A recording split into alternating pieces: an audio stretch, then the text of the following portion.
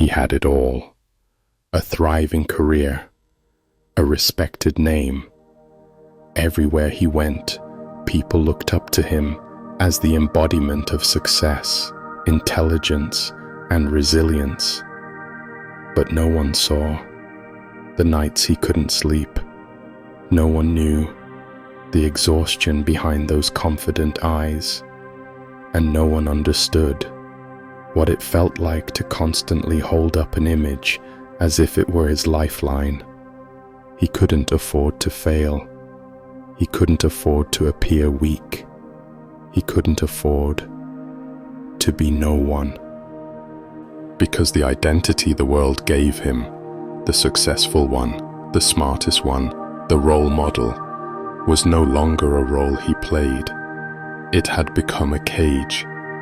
Have you ever asked yourself, if you're no longer the best, if you're no longer the good child, if you're no longer the one who's always strong, always in control, then who are you?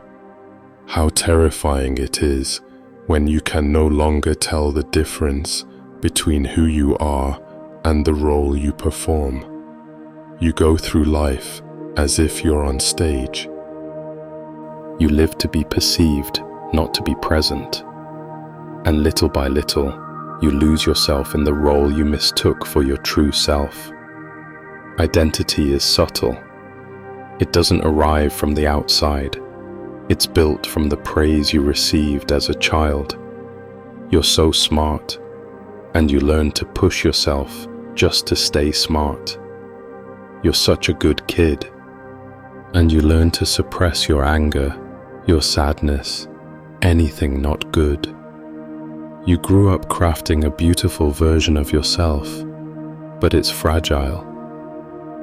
Because one disapproving look, one small failure, and your whole sense of self begins to crumble, because you no longer know how to exist without the identity others admire. Identity is necessary, but it is not you. It is a shell you build to survive in society. But if you can't see the line between that shell and your essence, you become trapped. You start living for others. You lose your soul without even realizing it. And the most painful truth is, no one locked you in. You did. You trapped yourself in an image you no longer dare to break because you're afraid that if that shell shatters, there'll be nothing left of you. But what would happen if you dared to take off the mask? If you dared to fail, dared to be disliked, dared to be no one? Would you discover something deeper? A silence, a stillness, a part of you that never needed to be defined.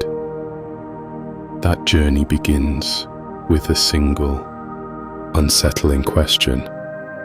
Who am I, if I am not what others say I am? It's not a comfortable question, but it's the first question to true freedom. He couldn't quite remember when exactly he began to lose himself. He just knew that, day by day, week by week, year after year, he became better, more accomplished, more admired, and more estranged from his true self. Every time he reached a goal, the world applauded, and so he took another step into an endless loop. Must succeed to be accepted, must be perfect to be loved. But what people praised was also what was slowly killing him. Identity often begins as a choice, but slowly it becomes a duty, and eventually it turns into a burial ground, because he couldn't be anyone else, couldn't do less, couldn't breathe, unless he was the person others expected him to be. And here's the cruel irony. The more respect he earned, the more imprisoned he became. Have you ever felt that way? A part of you longs to rest, wants to break free from the pressure of always being good, always being better.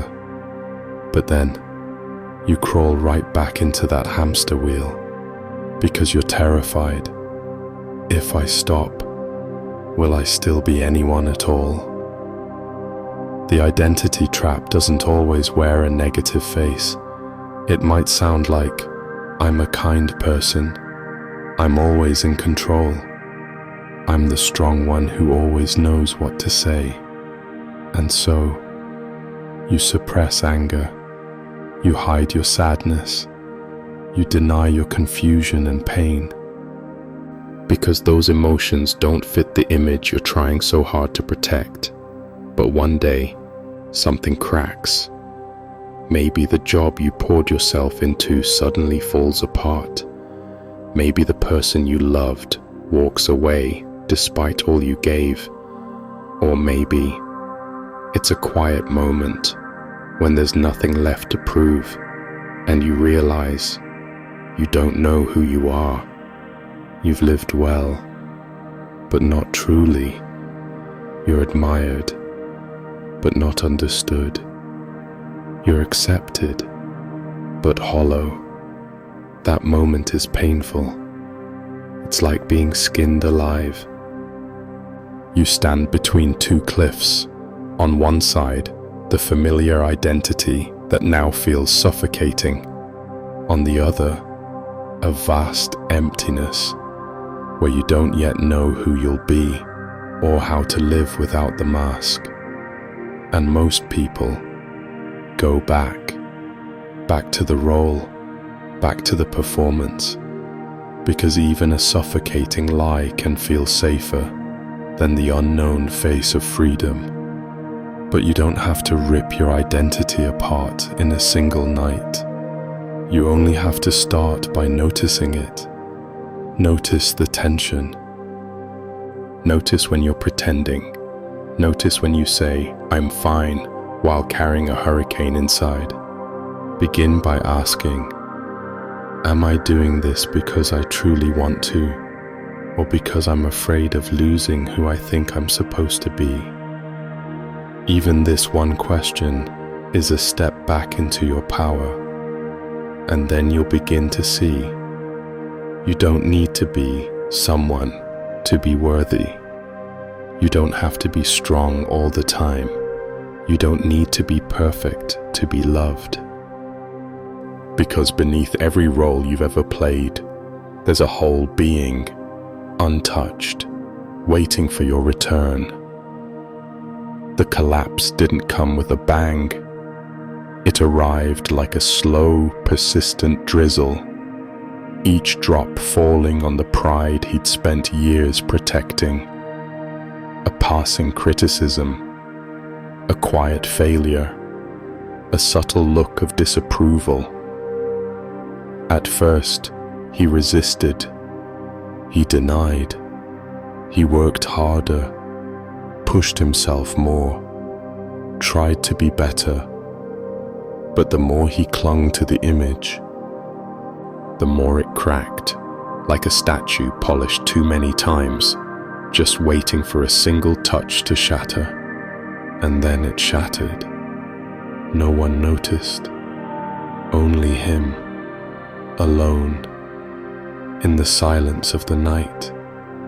He sat there, in a room full of light, yet surrounded by darkness inside. No more praise, no more achievements, only a terrifying emptiness he'd never dared to face. But that was when it began, not the end, not the failure, but for the first time, he was no longer performing. No longer the successful one, no longer the good son, no longer the strong one, just himself, fragile, broken, imperfect, and strangely enough, more real than ever. There is a rebirth hidden within collapse. When the self, built from others' eyes, begins to fall apart, something deeper, quieter, finally has space to emerge. It doesn't shout. It doesn't beg for applause. It doesn't hustle to prove its worth. It simply exists, softly, gently, like a breeze on a hot summer day, invisible to the eye, but undeniable to the skin. Have you ever had that moment of quiet, when you're not trying to impress, not trying to be right, not even trying to be good? You just sit with yourself and realize, I don't need to be someone, I just need to be. That is the beginning of healing, not through advice, not by setting new goals or leveling up, but by peeling away the layers that have covered your soul for far too long. And then, for the first time in years, you feel your own breath again, not filtered through masks of expectation, not distorted by the lens of achievement. Freedom isn't having more roles. Freedom is the courage to have none. It's when you look in the mirror and you no longer see the successful one, the kind one, or the strong one. You just see a human being, full of cracks, full of questions, and full of potential to be real. Do you know what happens when you stop obsessing over being someone? You don't disappear. You don't become invisible. Instead, everything else begins to appear. You used to live like an actor on a stage with no audience. Every word, every decision carefully measured. Is this good enough? Will they be impressed? Am I worthy? But when you begin to pause, when you stop forcing yourself to live up to some ideal image, you suddenly realize the world doesn't need you to be perfect. It just needs you to be real. You start to notice the scent of the rain instead of rushing past it.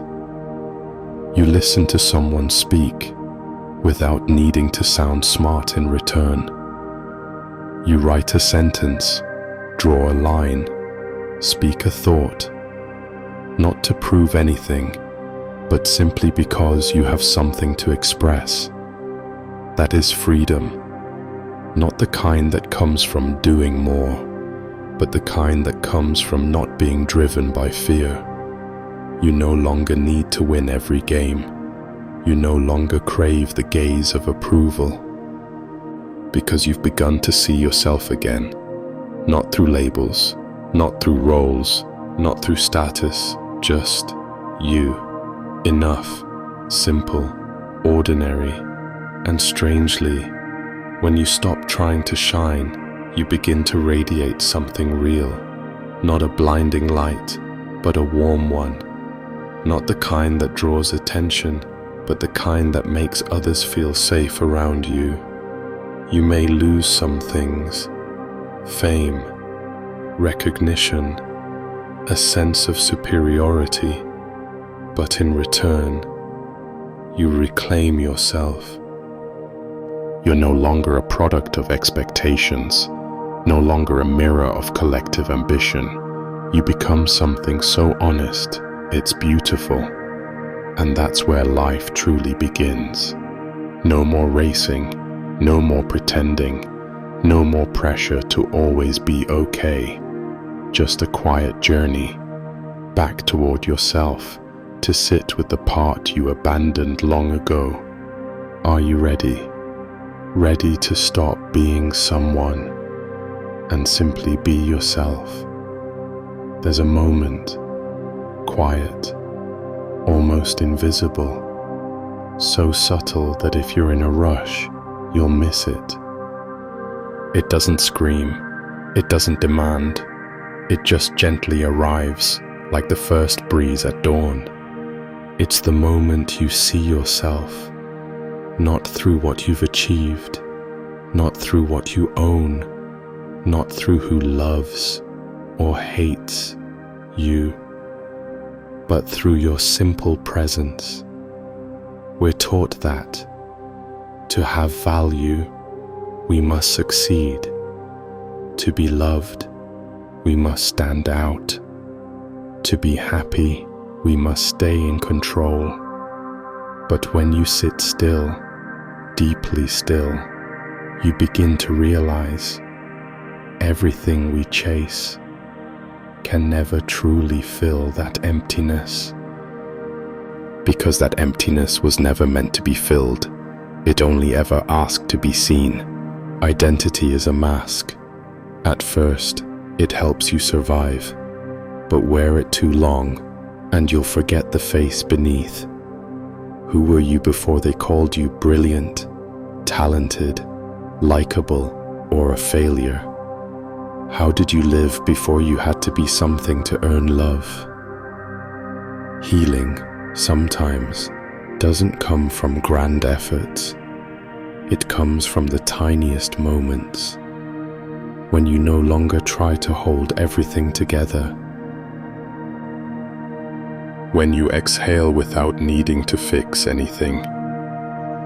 When, just for one night, you allow yourself to do nothing. No labels, no titles, no new role to play. Just you, resting in a truth so quiet, it becomes peace. The world may keep spinning, people may still chase, still fight for their place in the spotlight, but inside you, there's a still space where you no longer need to prove anything. You don't have to be extraordinary. You don't need to fit into the next grand story. Because you finally remembered, you are not what you do. You are not the gaze of others. You are not another success story waiting to happen. You are simply you, imperfect, unfinished, but true. And somehow, that is more than enough to begin a new life. When you no longer have to force yourself to be someone, you begin to feel a kind of freedom you once believed was impossible. Not the freedom to do anything, but the freedom from needing to become anything at all. You no longer need praise to feel worthy. You no longer fear criticism just to protect an identity you've spent years building. You are no longer trapped in the need to measure yourself against a version that never feels enough. You begin to see the roles you once wore like costumes. The perfect child, the ever-listening friend, the successful one who always smiles, the strong one who hides every crack inside. Layer by layer, they fall away, no longer to prove, no longer to protect. Just a living, breathing, deeply human self remains. This is not a conclusion, not a fairy tale ending where the main character finds themselves and lives happily ever after. Life will still test you. The old ego will still whisper, "Come on, be better, shine brighter." But now, you don't have to listen anymore. You've tasted the freedom of no longer being consumed by roles you no longer believe in. And that is the quietest kind of success. No spotlight, no applause. Just a moment where you can smile when no one is watching. Because in the end, no one can give you that freedom. Not titles, not numbers, not applause. Only you. When you're willing to let go of everything that is no longer truly you and return to the simplest truth, I am me, and that is enough. Do you remember the last time you truly felt light? Not when you succeeded, not when someone praised you, but on an ordinary afternoon, when you sat alone and quietly realized you didn't have to pretend to be anyone at all. Just there, breathing, just present, watching life move on, without needing to chase it. As we grow up, we collect names. They call you talented. You call yourself a failure. The world labels you as someone with potential, and you try to live up to that, even when you're falling apart. We're taught that only by being someone can we be worthy. But no one tells you this. The price of tying yourself to a name is that you slowly lose everything else. And then one day, you wake up, look into the mirror and see a stranger. You realize you've spent years chasing a shadow, while forgetting that the true light was always within. Freedom begins the moment you dare to be no one. No roles, no labels, no need to prove your worth. Just presence, just the quiet knowing that you are alive, and that is enough.